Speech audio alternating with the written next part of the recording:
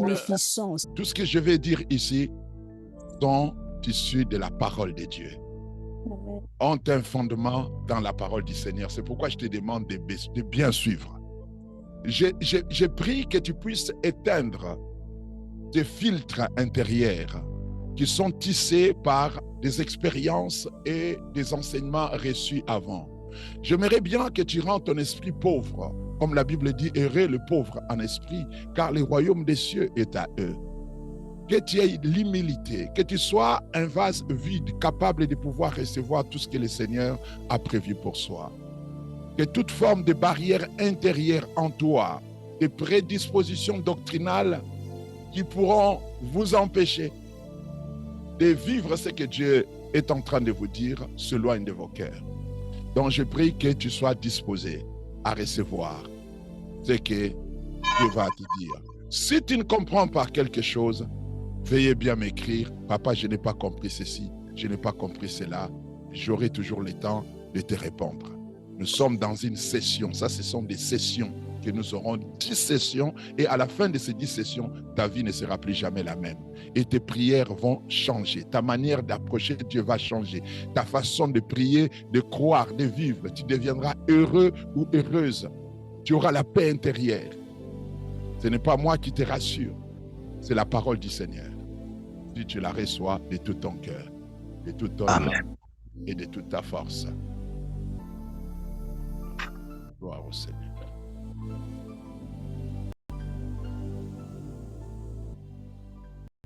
Qu'est-ce que nous allons dire ce soir? Nous commençons par quoi? J'espère que vous voyez sur mon écran les thèmes qui s'affichent là. Et nous parlons de la nouvelle naissance versus les malédictions transgénérationnelles. Et le sous-thème que nous allons parler aujourd'hui, c'est le conflit entre deux lignées. La lignée d'Adam et la lignée du Christ.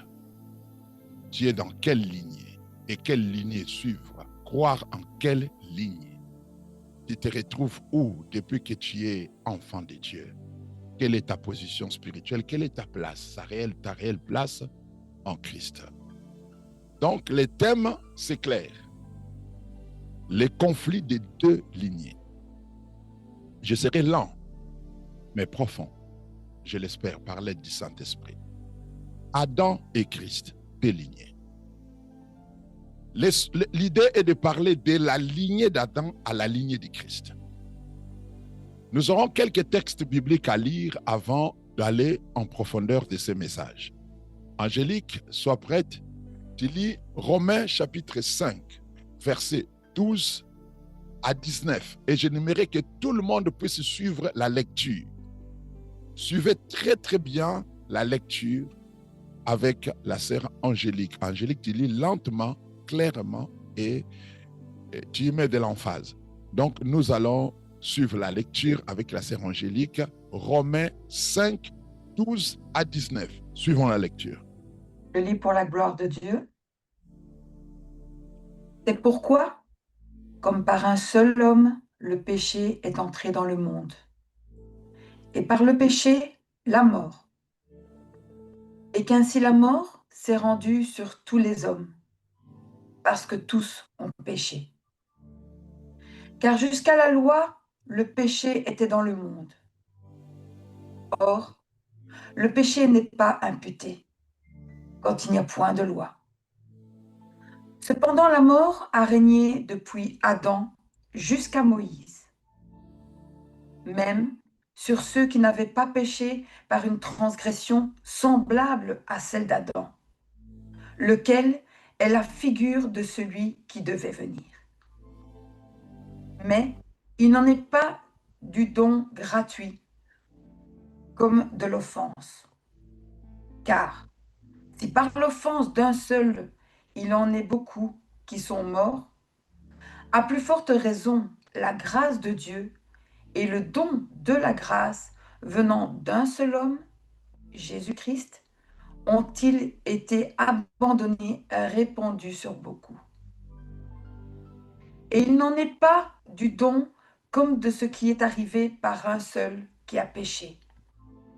Car c'est après une seule offense que le jugement est devenu condamnation, tandis que le don gratuit devient justification après plusieurs offenses. Si par l'offense d'un seul, la mort a régné par lui seul, à plus forte raison, ceux qui reçoivent l'abondance de la grâce et du don de la justice régneront-ils dans la vie par Jésus-Christ, lui seul. Ainsi donc, comme par une seule offense, la condamnation a atteint tous les hommes, de même, par un seul acte de justice, la justification qui donne la vie s'étend à tous les hommes. Car, comme par la désobéissance d'un seul homme, beaucoup ont été rendus pécheurs. De même, par l'obéissance d'un seul, beaucoup seront rendus justes. Amen. Amen. Là, nous sommes dans le contexte des deux lignées. On nous parle de la lignée d'Adam et de la lignée du Christ. On nous explique ce qui est arrivé dans le monde par Adam. Il a péché et tous les hommes ont été rendus pécheurs. Il a été condamné et tous les hommes ont été condamnés. C'est de là que résulte la doctrine de la malédiction transgénérationnelle. Ici, nous ne sommes pas en train de parler de votre oncle, de votre tante, de votre grand-père, mais nous parlons de l'arrière-arrière original grand-père, Adam, la porte de toute malédiction et la porte de tout péché. La dimension, l'endroit où toute malédiction transgénérationnelle avait commencé. Nous parlons de la racine de toute malédiction, Adam. Il n'y a que deux hommes, je vous en dirai peut-être plus tard, vous expliquerez en profondeur. Il n'existe que deux hommes sur la terre, il n'existe pas trois hommes, pas 4 milliards ou 5 milliards d'hommes comme nous le pensons dans le monde. Il n'existe que deux hommes, selon Dieu. Et tous les restes sont créés, sont nés à l'image de ces deux hommes. Il y a l'homme Adam et puis il y a l'homme Jésus. Et l'homme Adam a sa lignée, et Jésus est venu aussi créer sa lignée dans le monde. Nous allons voir comment est-ce qu'on quitte de la lignée d'Adam jusqu'à la lignée du Christ et les effets de la malédiction transgénérationnelle. Comment est-ce que ça peut se manifester dans la lignée du Christ alors que nous ne sommes plus de la lignée d'Adam, mais de la lignée du Christ. Donc par ces textes, comprenez, c'est une seule pensée. Le péché, la mort, la condamnation sont entrés dans le monde par un seul homme, Adam. Et la justification est entrée dans la vie des hommes par un seul homme, Jésus-Christ. Angélique, tu vas lire le deuxième texte. 1 Corinthiens chapitre 15, verset 22. Retenez bien tous ces versets, s'il vous plaît, et écrivez-les quelque part. 1 Corinthiens chapitre 15, verset 22. Lis encore. Je lis pour la gloire de Dieu. Et comme tous meurent en Adam, de même aussi tous revivront en Christ. Amen. Comme tous meurent en Adam, tous revivront en Christ. Le tout cela ne veut pas parler de tout le monde et tout ça. Non, l'accès est donné à tout le monde. Mais c'est une question de choix. C'est une question de choix de chacun. Si tu choisis le Christ, tu vas vivre avec lui de la même manière que tu étais mort en Adam. Un autre texte, 2 Corinthiens chapitre 5, verset 17. 2 Corinthiens 5, 17. Je lis pour la gloire de Dieu. Yes. Si quelqu'un est en Christ, il est une nouvelle créature. Les choses anciennes sont passées.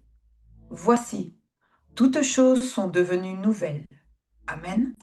Amen. Lis aussi les prochains versets. Jean chapitre 1, verset 12 à 13. Jean chapitre 1, verset 12 à 13. Pour la gloire de Dieu.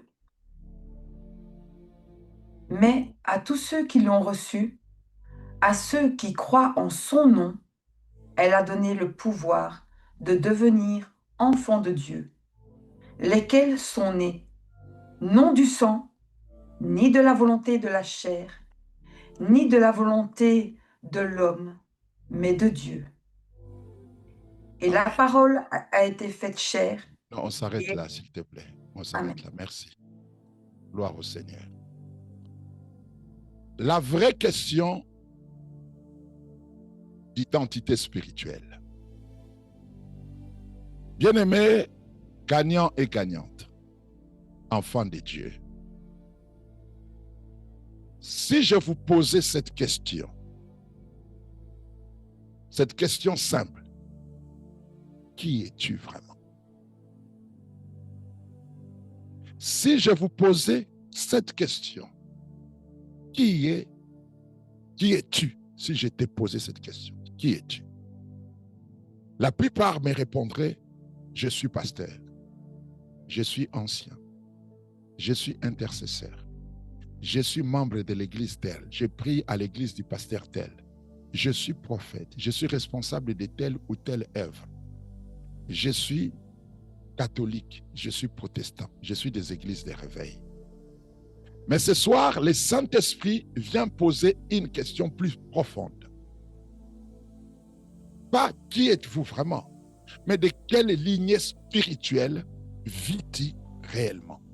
De quelle lignée spirituelle? Qui gouverne ta conscience? Adam ou Christ?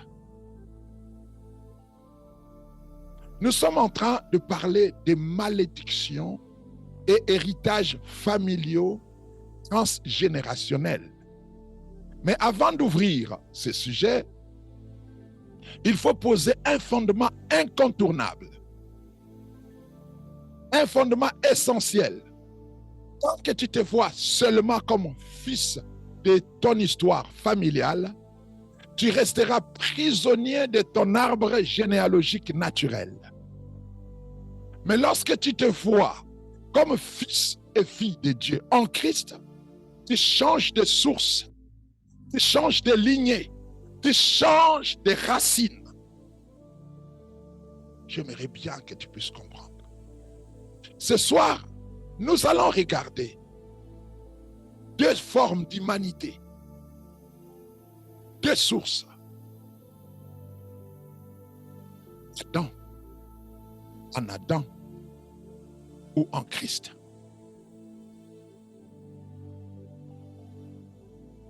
Et nous allons entendre l'Esprit nous dit,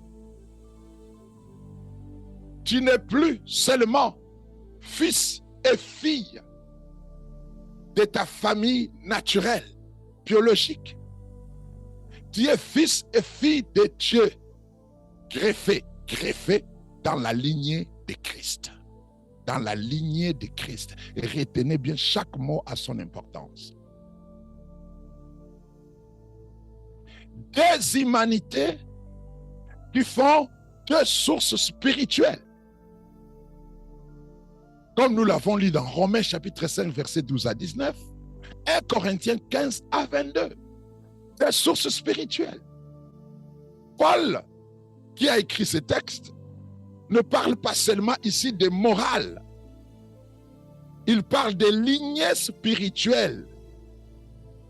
Des lignées ou sur qui les héritages. Il dit comme par un seul homme, le péché est entré dans le monde. Et par le péché, la mort. Il parle d'un seul homme. Romains chapitre 5, verset 12. Voilà la première lignée. En Adam. En Adam. Bin Adam. Héritage de chute. En Adam, héritage de mort. En Adam, héritage de corruption. En Adam, héritage de malédiction. Même les héritages que vous avez hérités de vos parents et tout ça, ça vient d'Adam. En Adam, l'humanité a reçu une nature déchue. En Adam, l'humanité a reçu une distance, une séparation d'avec Dieu, une rupture d'intimité avec Dieu. En Adam, nous avons reçu une fragilité intérieure qui se répète de génération en génération. Ça se manifeste par la peur, par la honte, par la culpabilité, par les rejets, par la violence, par la convoitise. 1 Corinthiens 15, 22 que nous avons lu avec vous ici dit, et comme tous meurent en Adam. En Adam, il y a la mort. La mort surquille en Adam. C'est la réalité.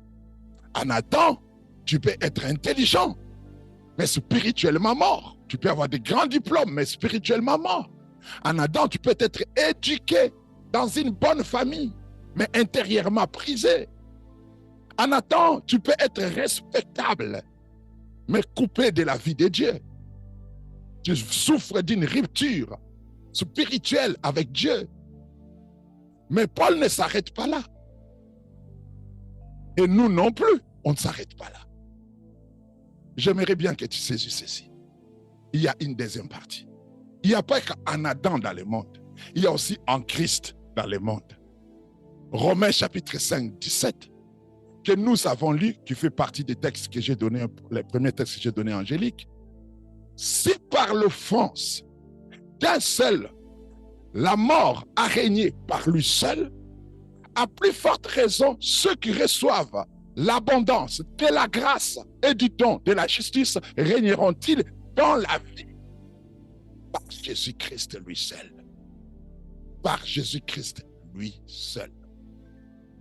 En Christ, une autre humanité est révélée. En Christ, nous recevons la vie, la vie, la vie au lieu de la mort. Nous recevons la justice au lieu de la condamnation. Nous recevons l'adoption, le huiosthesia, au lieu du rejet. Nous recevons la bénédiction au lieu de la malédiction. Saisissez bien ça, tout part par là pour être bien délivré, correctement délivré. Corinthiens 15, 22, je réaffirme. Et comme tous meurent en Adam, de même aussi tous revivront en Christ.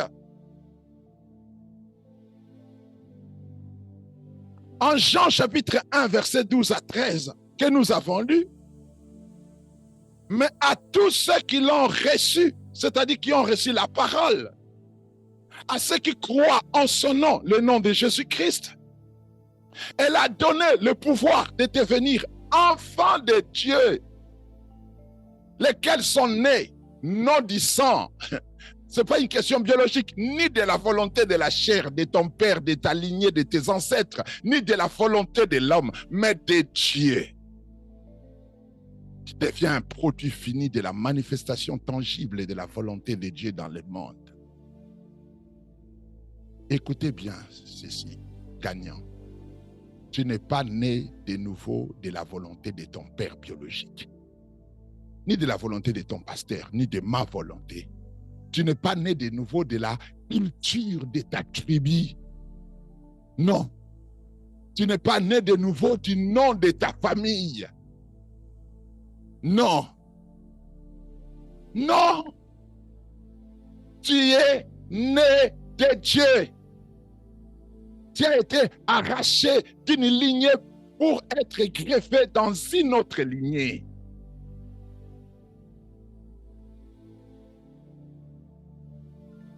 Ouvre ton micro et déclare après moi. Ouvre ton micro. Tout le monde ouvre son micro. Tout le monde, s'il vous plaît. Ouvre son micro. Tout le monde, sans exception. Ouvre ton micro et dis, je vais t'entendre parler. Et le ciel va t'entendre parler. L'enfer va t'entendre parler. Les démons doivent t'entendre parler. Dis après moi, je ne suis plus défini par ce que Adam a fait. Je ne suis plus défini par ce que Adam a fait. Je ne suis plus défini par ce que mes ancêtres avaient fait. Je ne suis plus défini par ce que mes ancêtres avaient fait. Encore plus, je ne suis plus défini par ce que mon père et ma mère avaient fait. Je ne suis plus défini par ce que mon père et ma mère avaient fait. Je suis défini par ce que Christ a accompli.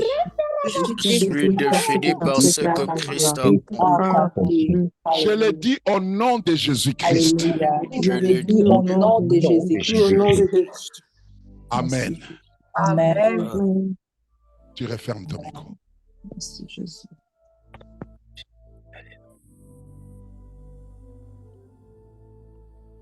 Je vais vous parler de ce que signifie nouvelle naissance. Nous avons lu 2 Corinthiens chapitre 5 verset 17. Si quelqu'un est en Christ, il est une nouvelle créature. Les choses anciennes sont passées. Voici, toutes choses sont devenues nouvelles. Beaucoup citent ce verset par cœur, mais peu vivent sa réalité. Beaucoup citent ce verset. Je vais vous expliquer ce que ça veut dire réellement. Nouvelle, là que vous lisez, nouvelle création, ça vient du mot kainos. Laissez-moi vous expliquer en profondeur ce que cela veut dire réellement. Kainos, c'est quoi? En grec, il y a 2 mots qui expliquent une nouvelle.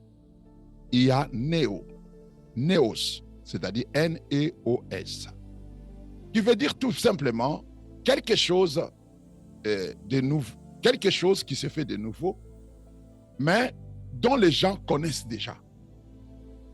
Tel que quand un enfant naît, on sait qu'il sera homme, mâle ou femelle. Il n'y aura pas autre chose. Il y aura, soit il est mâle ou soit il est femelle. Quand on construit une maison, on dit que j'ai construit une nouvelle maison, mais on avait déjà l'architecture, le plan architectural de cette maison. On a une idée de ce que cette maison est. Ça, c'est le néos. On sait, donc en quelque sorte, on a l'information. Et le monde sait ce que tu vas faire. Mais quand tu l'auras, c'est comme quand dire j'ai une nouvelle voiture. Cela ne veut pas dire que cette voiture-là n'a été faite que pour toi. J'ai une nouvelle voiture, mais c'est une Mercedes qui existe déjà. C'est un Peugeot qui existe, c'est une Lamborghini qui existe déjà. C'est une voiture qui est déjà connue. Mais quand tu l'as, tu dis j'ai une nouvelle voiture. Ça, c'est les néos. C'est différent de la nouvelle naissance, des mots nouvelles utilisés par Paul. Il utilise non pas les mots néos, mais il utilise les kainos. Le kainos ne veut pas dire tout simplement réparer, ou rafistoler, repeindre, ou recevoir quelque chose qui existe déjà. Ça veut dire quoi? Quelque chose d'une qualité nouvelle. Ça ne parle pas seulement de quelque chose qui existe, que tu reçois, mais quelque chose d'une qualité nouvelle. Suivez-moi très bien. Parce que des fois, on lit la Bible, mais on ne la comprend pas tellement bien et qu'on vit sa vie comme si on était toujours sous la dispensation adamique. Et on est victime, on subit les malédictions transgénérationnelles, on nous bombarde matin, midi et soir, c'est même chose. Je vous dis, quelle que soit la réalité de ce que vous vivez, tout ne bouge spirituellement, ne change spirituellement que par la foi. Et votre foi est dépendante des convictions spirituelles créées par la connaissance de la parole de Dieu que tu as reçue. Vous connaîtrez la vérité et c'est cette vérité qui vous rendra libre. Malheureusement, beaucoup de gens confondent la vérité dont la Bible dit avec la réalité cachée dans leur histoire. Nouvelle naissance, nouvelle c'est kainos, c'est quelque chose d'une qualité nouvelle, c'est-à-dire une qualité qui n'a jamais existé. Deuxièmement, c'est quelque chose d'un ordre nouveau qui n'existait pas auparavant. C'est ça la nouvelle.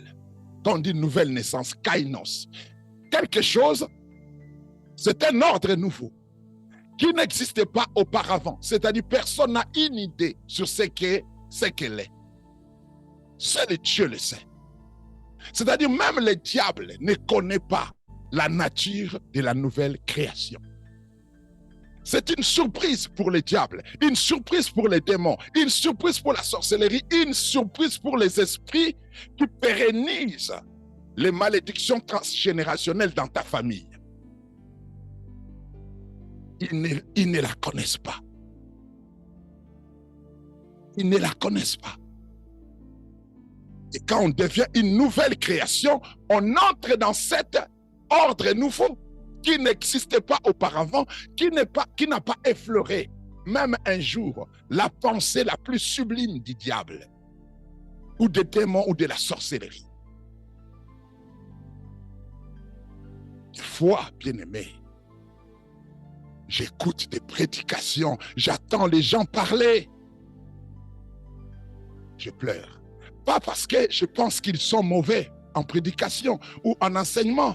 Non, parce que le diable a réussi un coup magistral, de génération à génération, à noyauter la foi des gens sur des connaissances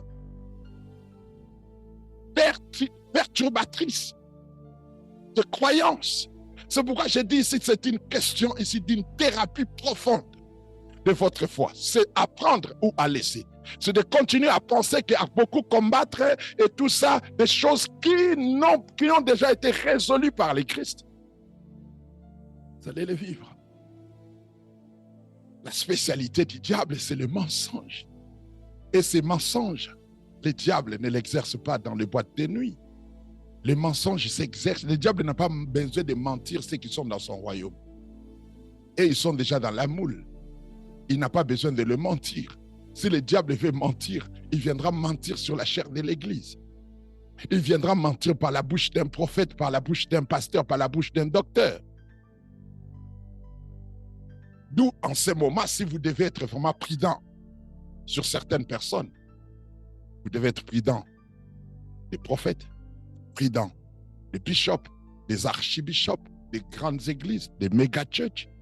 Vous devez être prudent de ceux qui parlent au nom de Dieu. Suivez-moi très bien. Ce n'est pas pour te faire descendre quelqu'un ou quoi que ce soit. Je ne fais que vous présenter la vérité dans sa vérité, la vérité dans sa présentation la plus sublime. La plus simple que vous devez comprendre pour cesser d'être manipulé et vous maintient dans la dépendance et de toujours continuer à vous battre pour une délivrance que Jésus vous a déjà accordée. Nouvelle naissance et kainos, ordre nouveau, qui n'existait pas auparavant. Dieu ne t'a pas amélioré, retiens bien ça, dans la nouvelle naissance. Il t'a recréé. Tu n'es pas une version améliorée de toi-même, non. Tu es une nouvelle création. Tu n'es pas un simple Adam 2.0, non. Tu es en Christ, un homme nouveau, une femme nouvelle, d'une autre dimension qui n'existe pas dans ce monde. Né de Dieu, nouvel ADN spirituel. Nouvel ADN spirituel. Regarde l'image suivante. Quand tu nais dans le naturel, tu reçois l'ADN de ta famille. C'est ce que les gens appellent les liens de sang. Les liens de sang. Et c'est ce que certains prédicateurs aiment bien prêcher, les liens de sang. Parce que tu reçois l'ADN de ta famille. Je ne suis pas en train de remettre en question cette logique, cette réalité biologique et scientifique, et voire même spirituelle. Ça existe pour des personnes qui ne sont pas encore en Christ, qui ne sont pas encore nées de nouveau. C'est encore les réalités. Et ça peut encore exister pour des personnes qui sont déjà en Christ, mais qui n'ont pas la bonne connaissance. Ils peuvent vivre les effets de ces choses par les trichements du mensonge de l'ennemi. C'est possible. Donc, quand tu nais dans le naturel, biologiquement, tu reçois l'ADN de ta famille. Et quand tu nais de nouveau, tu reçois l'ADN du ciel. L'ADN du ciel. Avant, il y avait l'ADN de colère, l'ADN de rejet, l'ADN de peur, de honte, parfois de sorcellerie, d'idolâtrie, Maintenant là, tu as l'ADN de sainteté, l'ADN d'amour, l'ADN de paix, l'ADN de puissance, l'ADN d'autorité, l'ADN de justice. Ce n'est pas qu'une simple phrase, une belle phrase. Non, c'est une réalité spirituelle, bien-aimée. Celui qui s'attache au Seigneur est avec lui un seul esprit. Angélique, tu vas me lire ce verset, s'il te plaît. Ça se trouve dans 1 Corinthiens chapitre 6, verset 17. Je ne sais pas comment est-ce que les gens ne voient pas tout ça et ils croient au mensonge de l'ennemi. 1 Corinthiens 6, 17, que tout le monde puisse ouvrir sa Bible et lire ça clairement. Je ne comprends pas pourquoi est-ce que tu dois toujours continuer à subir spirituellement les malédictions qui se trouvent dans ta famille, alors qu'en Christ, tu es un seul esprit avec Christ. Tu n'es pas un seul esprit avec ton ancêtre. Tu n'es pas un seul esprit avec ta mère, avec ton père. Tu es un seul esprit avec les saints des saints. Amen. 1 Corinthiens 6, 17. Lis, Angélique. Mais celui qui s'attache au Seigneur est avec lui un seul esprit. Amen.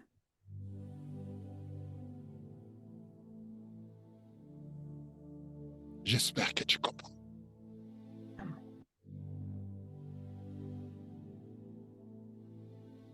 Celui qui s'attache au Seigneur est avec lui. On ne dit pas qu'il sera au ciel avec lui un seul esprit. On dit maintenant là.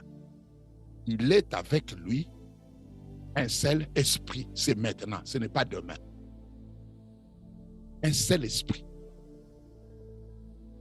Avec le Christ. Tu cesses d'être un seul esprit avec tes ancêtres, avec ton père et ta mère. Vous n'avez pas le même esprit avec votre père et votre mère. Avec vos ancêtres. Vous êtes un seul esprit. On dit bien, si celui qui s'attache. On parle de l'attachement. À moins que tu ne sois pas attaché à Christ. À moins que tu ne sois pas attaché à Dieu. Que tu sois attaché à autre chose que Dieu.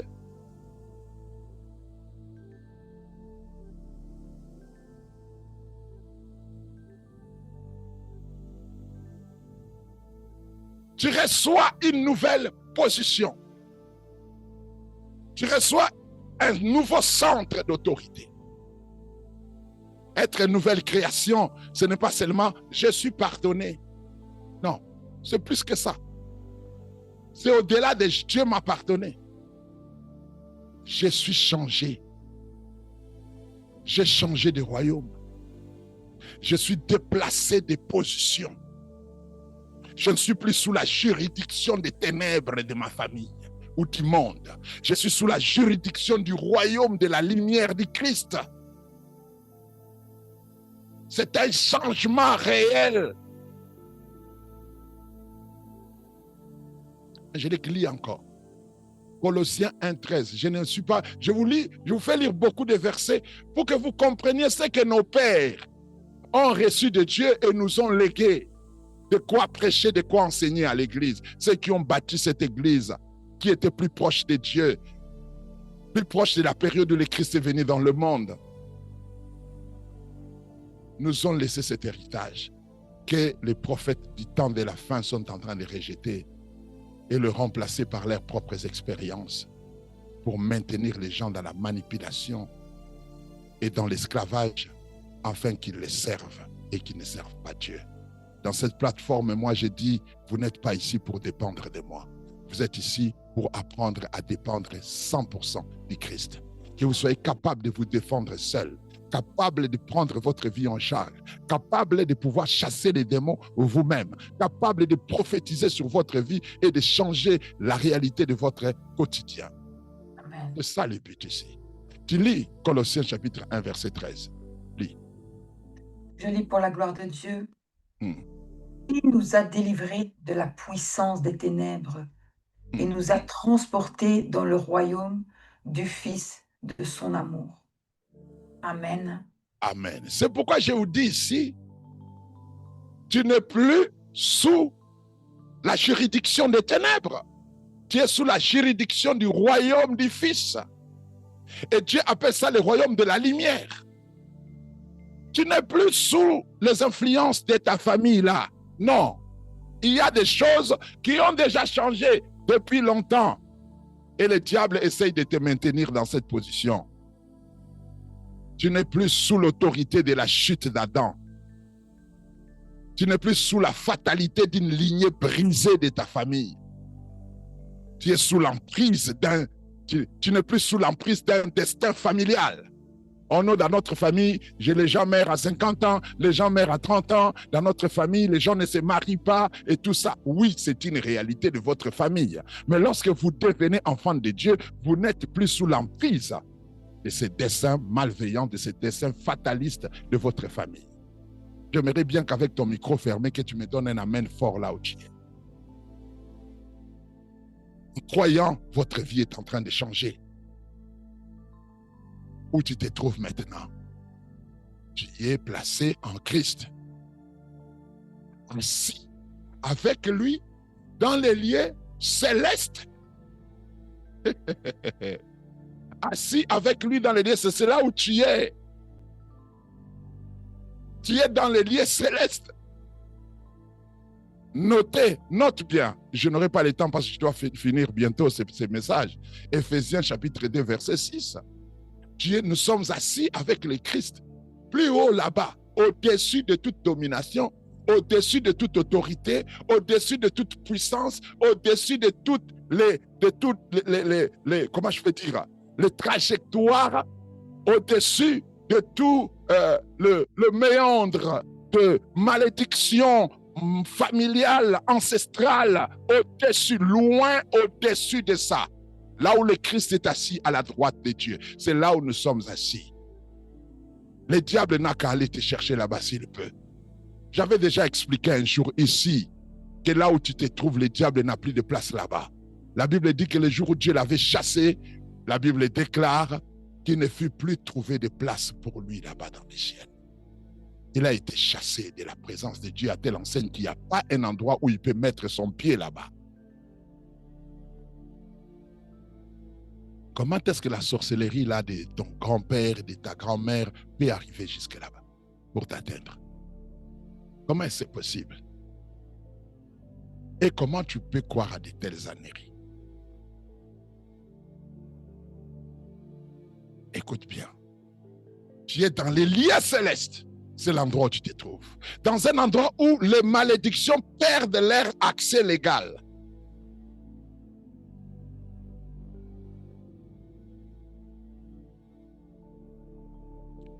Gagnant et gagnante, cet enseignement ne commence pas avec ce que le diable a fait dans votre famille. Il commence avec ce que Dieu a fait en Christ pour vous. C'est ce que tu dois mieux comprendre que toute chose. La tension existe entre position et expérience. Je suis positionné en Christ, mais j'ai des expériences comme ça. Ici, nous allons être très honnêtes, surtout avec des leaders, avec des enfants de Dieu. Quand je dis leader, papa, maman, responsable, nous pouvons dire, ouvre ton micro, dis après moi, ouvre ton micro, et tu vas dire après moi, en Christ, je suis béni. En Christ, je suis béni. En Christ, je suis assis dans les lieux célestes. En Christ, je suis assis dans les lieux célestes. Amen. En Christ, je suis une nouvelle création. En Christ, je suis une nouvelle création. Amen. Amen. Amen. Mais ce que je vais expliquer maintenant, c'est que dans l'expérience, certains constatent encore dans leur expérience des schémas familiaux qui se répètent, des blocages dans certaines sphères, des pressions démoniaques ou des oppressions sataniques. Certains vivent encore des mémoires familiales qui pèsent et des fois dans leurs rêves, ils se retrouvent toujours dans ces endroits-là. La vérité numéro 1 à comprendre, c'est les positions. Elle est positionnelle. Selon Éphésiens chapitre 1 jusqu'au chapitre 2, tu es béni de toute bénédiction spirituelle dans les lieux célestes en Christ. Tu connais bien les versets. Éphésiens 1, verset 3. Tu es associé à la mort et à la résurrection de Christ. Éphésiens chapitre 2, versets 5 à 6. Tu connais peut-être les versets. Tu es assis avec lui au ciel, à la droite de Dieu. Donc, positionnellement, tu es justifié. Positionnellement, tu es accepté au ciel. Positionnellement, tu es béni. Positionnellement, tu es aimé par Dieu. Positionnellement, tu es adopté dans la famille de Dieu. Tu es greffé dans la famille de Dieu. Maintenant, la vérité numéro 2 est expérientiellement, qu'est-ce qui se passe? Pourtant, tu peux encore sentir les chaînes d'histoire familiale. Ça, c'est expérientiellement. Tu peux encore être en lutte avec des peurs, avec des schémas émotionnels qui se trouvent dans votre famille, avec des réflexes déalignés. Tu te comportes comme ta grande sœur, comme ton père. Tu peux encore subir des oppressions, des attaques, des limites récurrentes constatées au sein de votre famille. Est-ce que cela annule la vérité? La vérité positionnelle? Non. Mais cela montre que quelque chose doit être aligné. Je suis positionné, mais je vis ces choses. C'est qu'il y a quelque chose qui ne s'est pas aligné dans l'ordre divin. Ce n'est pas question de chasser, de briser inutilement en désordre. Non, il faut aligner. Il faut chercher l'alignement. Il faut chercher à aligner. Il y a quelque chose qui n'est pas aligné, qui permet à ce que bien que tu sois positionné, mais tu continues à vivre ces choses qui émanent de votre famille. Ça n'annule pas la vérité. La vérité positionnelle n'est pas alignée, elle n'est pas plutôt annulée. Mais il y a quelque chose qui doit s'aligner. Le but de ce message est aussi d'aligner l'expérience avec la position. C'est comme quelqu'un qui a reçu un héritage énorme sur un compte bancaire, mais qui continue à vivre comme s'il était fauché, parce qu'il n'a jamais appris. Il n'a jamais appris. Il n'a jamais été au courant. Il n'a jamais appris à connaître ce qui lui appartient. Il n'a jamais appris à signer les chèques. Il n'a jamais appris à retirer l'argent à la banque. Il n'a jamais appris à administrer sa propre fortune. Cet enseignement que nous commençons n'a pas pour but de te faire peur avec les malédictions. Non. Ça n'a pas pour but de t'enfermer dans les histoires familiales. Non. Ça n'a pas pour but de te rendre dépendant des prières sans fin de la plateforme de la prière gagnante. Non. Ce n'est pas mon objectif. Ce n'est pas l'objectif du Saint-Esprit. Le but est aligner ton expérience avec la vérité de ta position en Christ.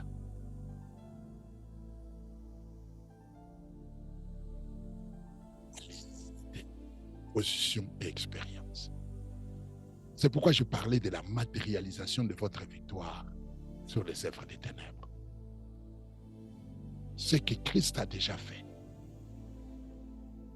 Quels droits ont été annulés? Quels schémas doivent être renversés? Comment collaborer avec le Saint-Esprit pour manifester la nouvelle création dans le domaine où l'ancienne lignée se manifeste encore? Comment travailler avec le Saint-Esprit? Ce n'est pas les histoires de briser, casser, faites ceci et cela, bombarder. Non, c'est cognitif. Je vous dis, c'est cognitif. C'est lié aux proportions de votre savoir. Et je parle bien du savoir de Dieu. Maintenant, je vais parler de ton rôle. Tu es responsable de tout ce que nous sommes en train de dire ici. Dans ta maison, dans ta famille, dans ton église, si tu es prédicatrice, si tu es exhorte, si tu es père de famille. Si vous ne présentez pas l'identité en Christ, mais seulement la malédiction, les combats, vous créez des croyances dépendantes du ministère au lieu de les rendre dépendants de la croix. Et si on vous dit que ça, on crée une dépendance. Un peuple qui entend 90% sur les démons, les malédictions, les sorcelleries, et 10% sur Christ, sur la croix, sur l'identité, sur la grâce. Un peuple comme ça sera un peuple inquiet. Tu vois comment tu t'inquiètes des démons? C'est à cause de ce que tu entends. Tu seras un peuple centré sur toi-même. Tu n'iras pas à l'église pour vivre la communion fraternelle. Tu seras dépendant de l'homme de Dieu si tu écoutes de tels messages. Et tu ne seras pas enraciné dans l'homme de Dieu par excellence qui est Jésus-Christ. La base de toute délivrance, c'est que Christ, c'est ce que Christ est pour vous. C'est ça la base de la délivrance. La délivrance n'est pas un show. Reçois et boum, tu tombes et tu cries. Non. Ce n'est pas une démonstration de notre puissance. Je viens démontrer ma puissance sur la destinée des gens. Non. Ce n'est pas une usine à répétition de manifestations. Tu tombes tous les jours, les mêmes personnes qui tombent, les mêmes personnes qui crient, les mêmes personnes. Ce n'est pas une usine à répétition de manifestations. La vraie délivrance, c'est amener les gens à la lumière de ce que Jésus a accompli.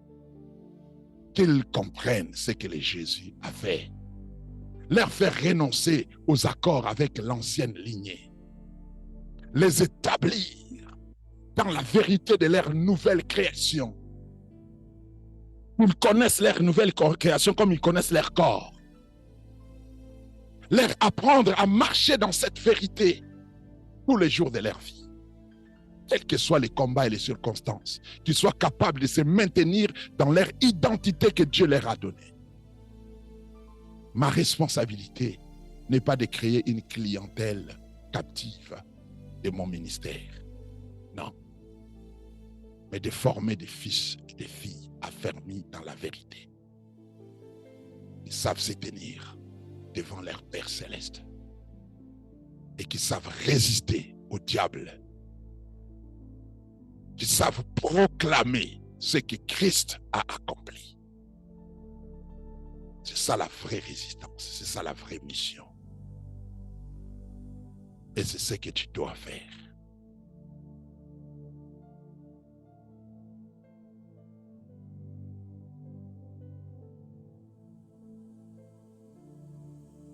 Nous ne voulons pas seulement enseigner. Nous voulons répondre.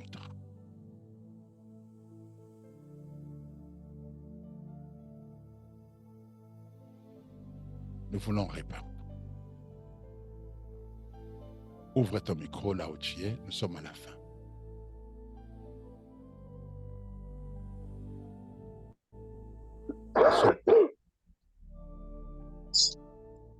Est-ce que tu crois que tu es né de nouveau? Amen. Amen.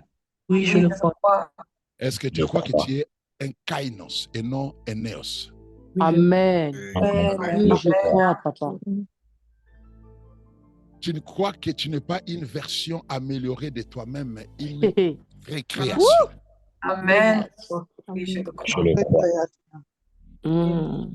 Tu crois que tu n'as pas l'esprit de ton père et de ta mère et de tes ancêtres, là-dedans, mais tu as l'esprit de Christ. Ah oui, je le crois. Amen. Oh oui.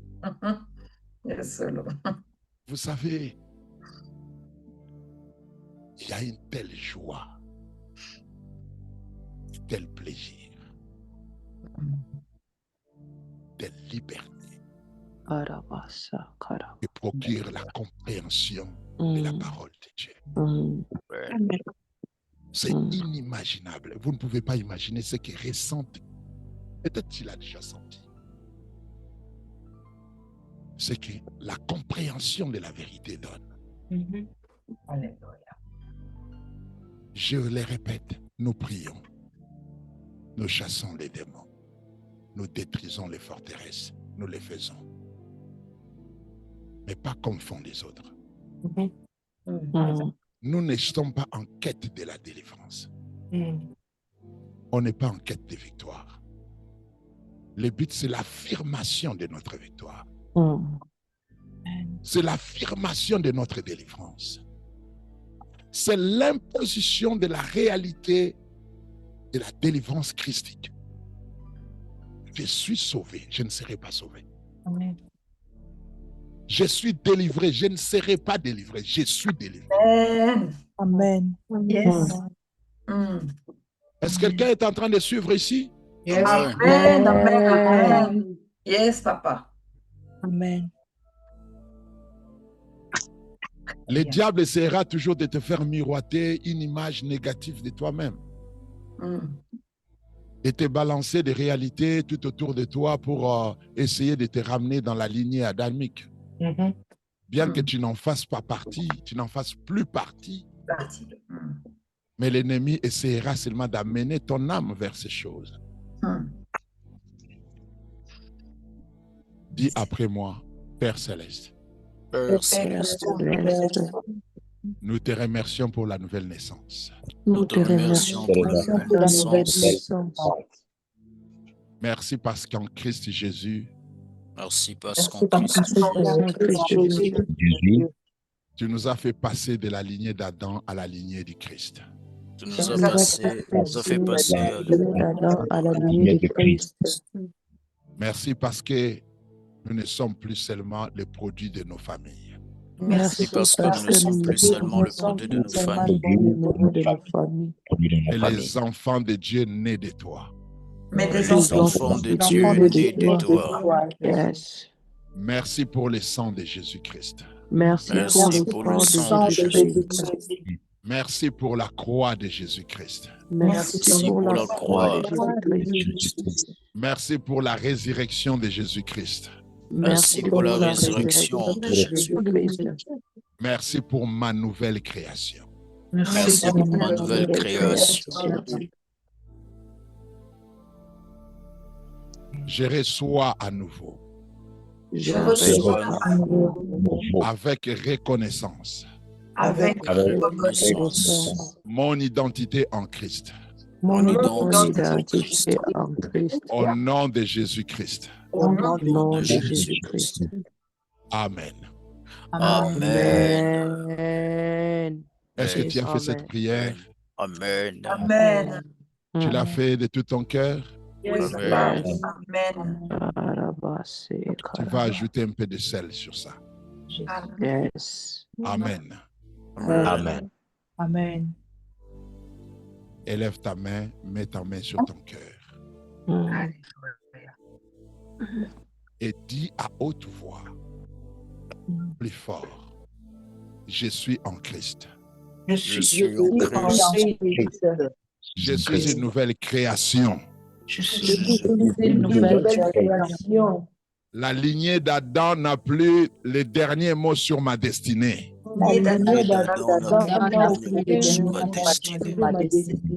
Je refuse de me définir par les échecs de ma famille. Je refuse de me définir par les échecs de ma famille. Au nom de Jésus-Christ, Au nom de Jésus-Christ, je refuse de me définir par les histoires de ma lignée naturelle.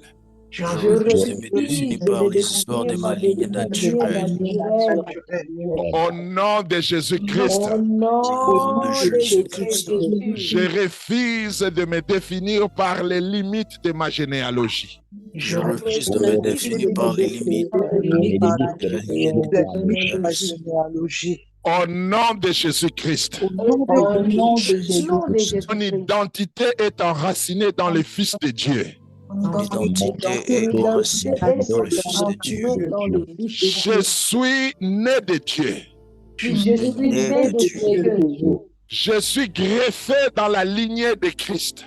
Je suis greffé dans la lignée de Christ. Je suis béni. Je suis béni. Je suis adopté. Je suis adopté.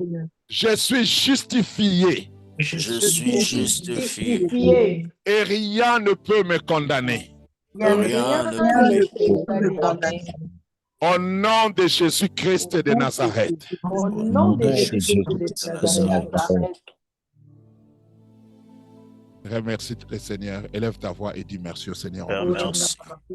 Merci, Papa, pour ce soir. Sois exalté, Seigneur. Merci pour cette et je présence suis qui nous reconnaissant amène pour ce encore dans message le important. Merci car je merci pour cette Je viens te rendre gloire, Seigneur Dieu fidèle. Je viens te glorifier encore pour cette révélation, ce message important de notre Adonai. Ton nom, Seigneur, digne ton nom, Dieu fidèle.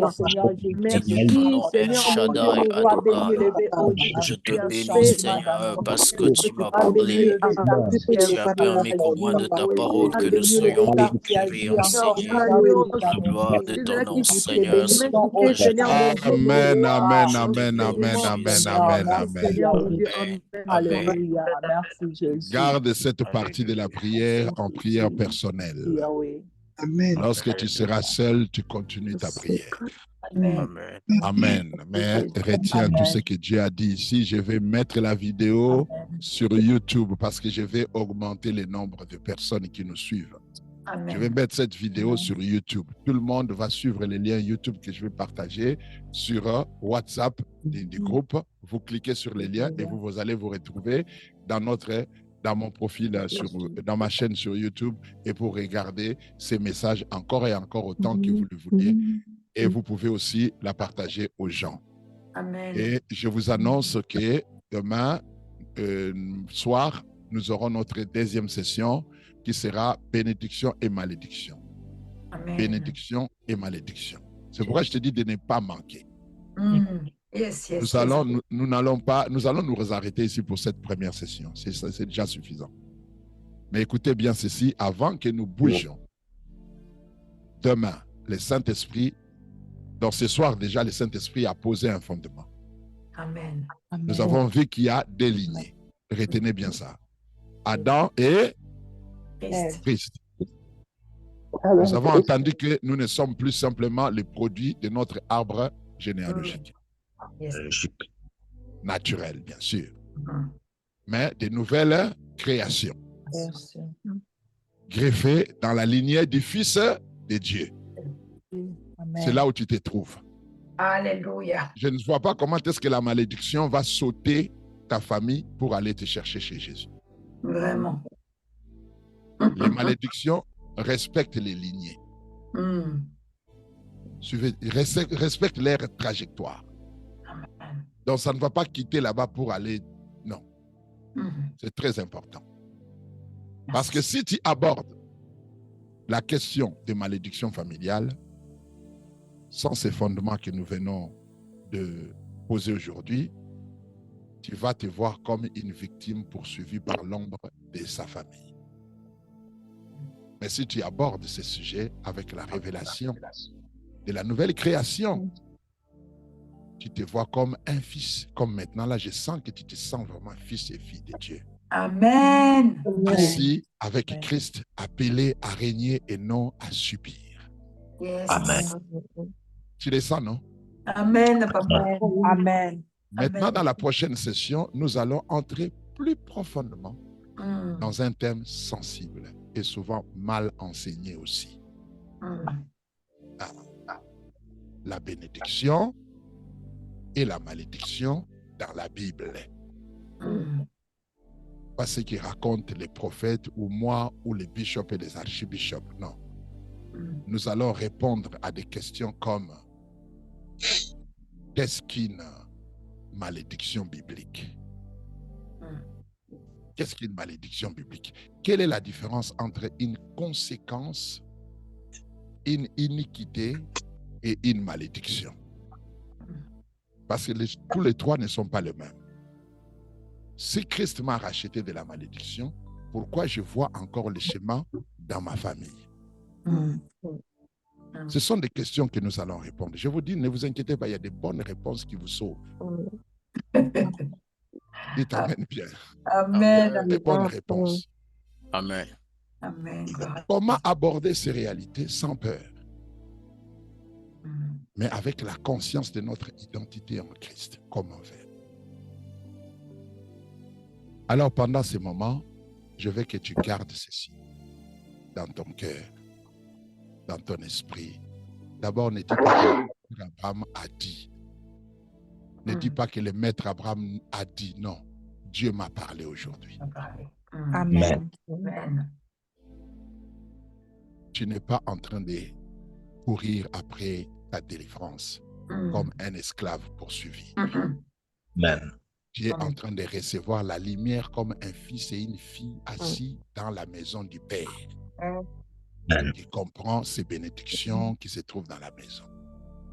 Nous reviendrons demain soir pour la session de bénédiction et malédiction, cadre biblique. Et le Saint-Esprit va vous ouvrir les yeux, non pour vous écraser sous la malédiction, mais pour vous équiper, pour vous aligner et vous rendre capable de libérer aussi d'autres personnes qui sont dans votre famille, dans votre entourage. Amen. Amen. Je laisse la parole à Eva. Il va clôturer ses services.